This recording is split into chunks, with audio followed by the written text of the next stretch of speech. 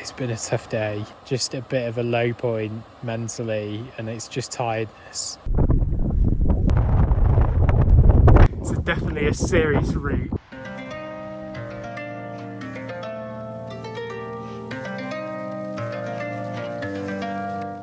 During the summer of 2021, I set off on a backpacking and mountaineering traverse across the entire length of the Alps.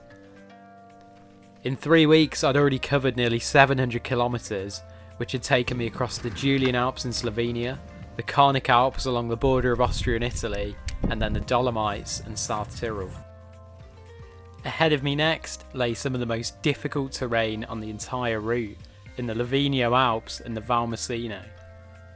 I'd only given myself about 2 months to get to the Mediterranean Sea, so staying on schedule meant walking and scrambling for at least 12 hours a day, trying to maintain that level of effort whilst moving through dangerous terrain and living out of a rucksack while trying to film everything, often made me wonder just why I'd set out such a difficult challenge for myself. Walking right below this glacier, I'm contouring around along all this moraine to that pass with the road on it there.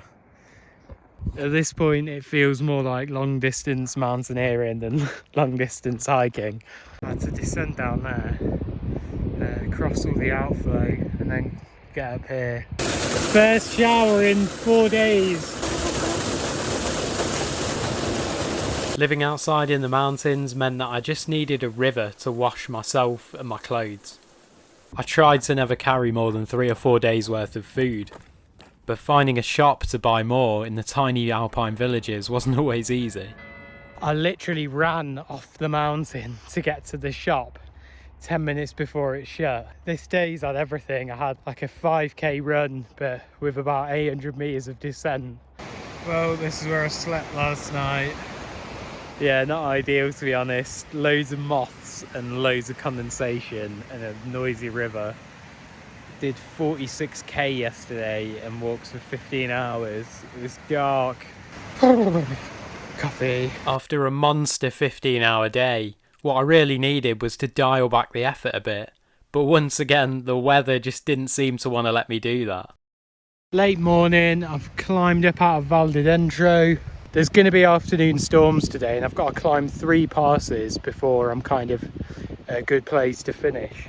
Yeah, I'm heading up there.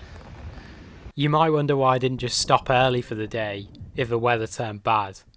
But not only would that mean falling behind schedule, but it could also leave me trying to camp somewhere exposed to the weather and also away from where I needed to get food. So more often than not, I'd just end up stubbornly trying to push on through it.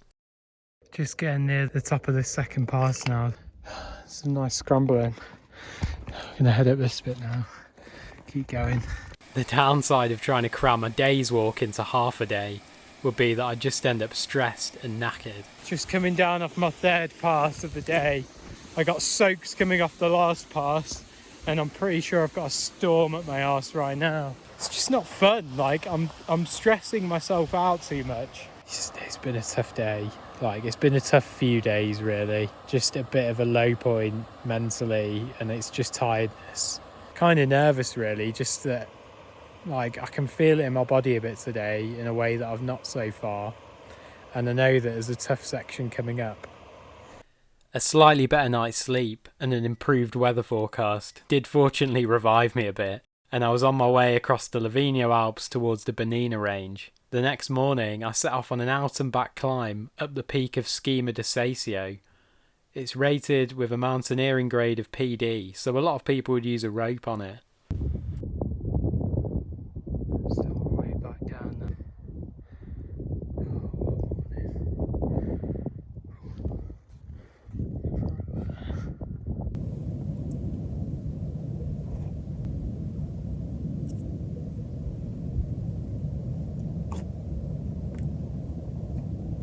This steep and exposed section of climbing took me onto the West Ridge, which would then lead to the summit. Soloing an alpine route like this probably looks mad to a lot of people, and maybe it is, but what makes it feel as safe comparatively as something like driving a car is being comfortable with the terrain that you're moving through and making sure that it's well within your climbing ability. It's also crucial to inspect and test every single hold before you commit your weight to it. The reward to someone who loves climbing is a kind of movement that feels so free and fluid. You're so connected with every single hold and the place that you're in. You can't think about anything else but what you're doing in the moment.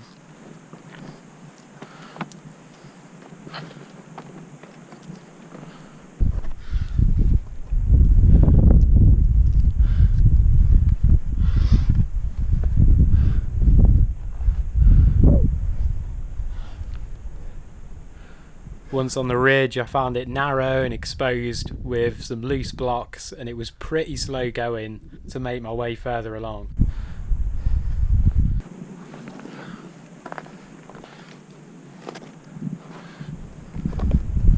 When you're climbing in the mountains especially, the ability to down climb safely is just as important as the ability to climb up. You also need to know when it's the right time to turn around, even if you've not made it to the top yet, which is exactly what I ended up doing here. This ridge I've been scrambling along has been absolutely amazing. Really good rock up until the last few bits. I was hoping to go up to the peak up there, but I thought it was here. I didn't really want to go any further because it's getting loose. It's going to take a long time to get back, and I really want to get down to a campsite today. Well, in the top left there with the snow, you can see the peak that I nearly climbed. I spent the rest of the afternoon briefly descending into the little Swiss village of Poschiavo. I started the following morning with another brief out and back climb, this time up the small peak of Pizzo di Cancian. The summit offered fine views of the 4,000 metre peak of Piz Cancian.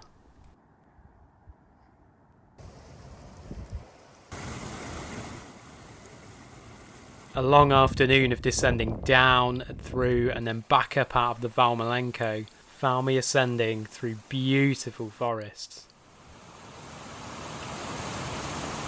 Each day I was hiking and scrambling for at least 12 hours. It felt like it was just momentum and endorphins that were keeping me going, but sometimes that momentum would feel more like a curse than a blessing. Here's a concept I'm going to try and explain quickly without rambling. It's difficult to take a break. Like, I find it really hard, and that might seem strange, but it kind of breaks the spell a bit when I'm not moving and when I'm in like a hut or like a place. I stink, I'm dirty, not making progress. What I really needed was a good night's sleep and a day of doing nothing.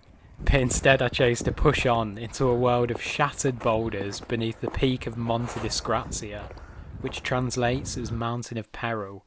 From there I'd link up with the Sentiero di Roma, a multi-day traverse of the Val Masino Alps, and one of the most rugged and difficult parts of my whole route. This is what it's going to be like for the next 2 to 3 days, I think. Yeah, it's just following painted boulders for days. So I've made it up to this well creepy abandoned refuge. It's the spookiest place I've ever been in the mountains. I was hoping to do a scramble up that way. I'm not feeling very enthusiastic about it, to be honest. Just come down there just in time because it's just started raining. Yeah, I totally just did not feel like doing a climb up in this. I just don't trust the weather. With the weather deteriorating, I was seduced by the tasty food at the Refugio Ponte and decided to stay the night there. From the refuge, I was perfectly situated to try and climb Monte Disgrazia itself via the northwest ridge. The route began up a steep section of glacier, on which I've been assured the crevasse risk was minimal. I just hope this glacier isn't too steep, because I've got crampons, I'm in running shoes, so I can't like front point or anything, but I don't think it's going to be an issue.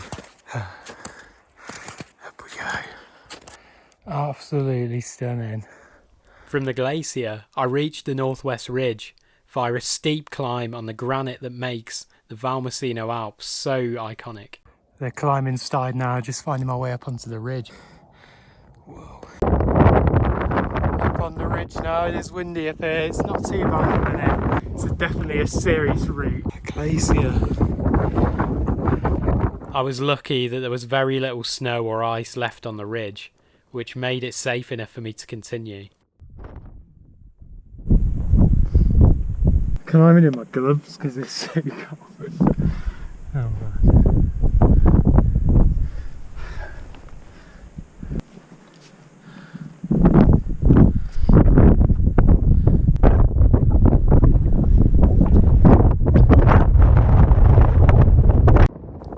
The wildly exposed but relatively easy scrambling along the serrated ridge was punctuated by just a few crux points, but I didn't film them in any detail because I wanted to concentrate.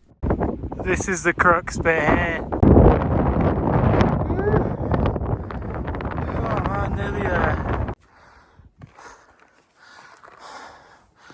Woo! Oh fuck. Yes. Oh mate.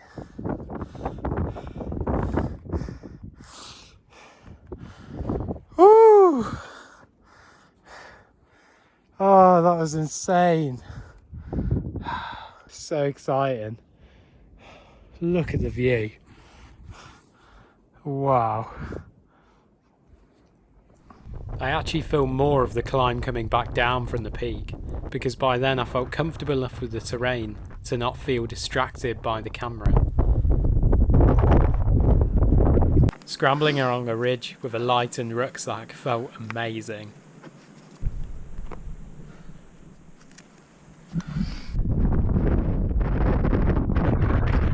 I also had the perfect view over the towering granite spires of the Val Masino that I'll be traversing beneath for the next day and a half.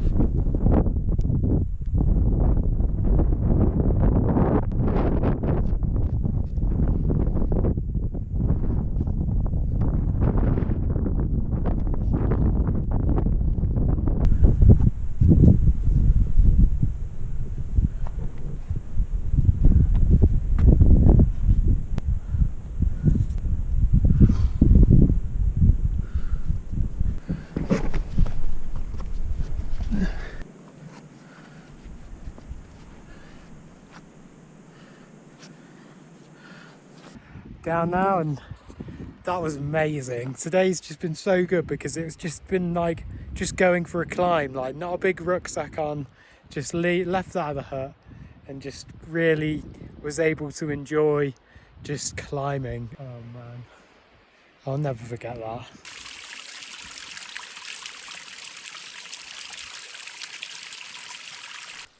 With the climb done, I continued on along the Sentiero di Roma for the rest of the day. Amazing slabs coming down and an amazing view of Monte Disgrazia, which I climbed this morning. This is definitely my favourite day so far.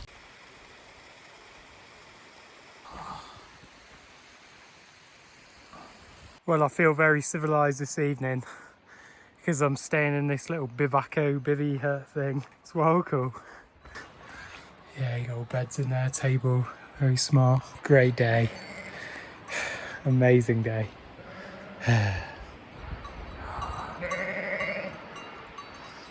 Absolutely stunning.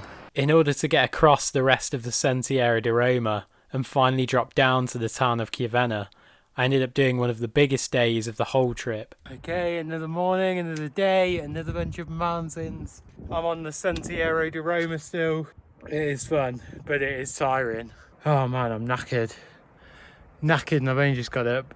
I always start a bit slow though, a bit creaky in the mornings these days. 27 days in. Mad. Although this section wasn't far in distance, it involved crossing loads of boulder fields and high passes laced with chains. Yeah, I'm heading over into all this now. Just like a big traverse beneath this jagged ridgeline. There's even a fixed rope here leading down to this steep snow patch. Got another pass up there somewhere. I've already done 4, maybe 5 passes today that have had like via ferrata chains on them. lots of rough ground, and now I'm trying to climb 2 more passes. I'll have done nearly 4,000 meters of descent if I finish the day the way I want to. Really interesting descent, this one. Absolute nightmare. So loose and slippy. This is a glacier on one of my maps, and on the other it isn't. It's literally just come out from under glaciation, and everything's so unconsolidated. Like, everything moves. All these boulders, even the massive ones, they just move. You put your foot like... So climate change I can thank for making this such a bad descent. Well, sometimes you just look back at what you've come down and just think, how and why? But that is what I've just come down. Just coming up to the last pass of the day. I've got 18 kilometers to go if I get all the way down tonight, and it's going to be dark in about 3 hours. A bit less actually. So I've got my head torch on charge in my bag.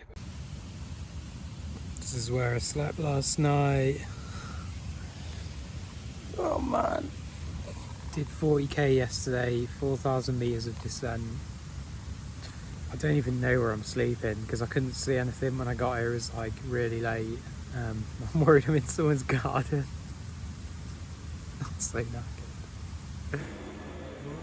After a week of the hardest terrain I've had in the mountains ever, I finally took a well-earned rest day. By then, I was halfway through my route and fast approaching the highest mountains in the Alps. Well, there's the summit ahead of me. This is meant to be the tricky section. Ooh, proper little knife edge bit here. Oh man, that climb. I was up there this morning, those top peaks with the snow around them. Savage. Absolutely savage climb for me. Just because I'm so knackered today.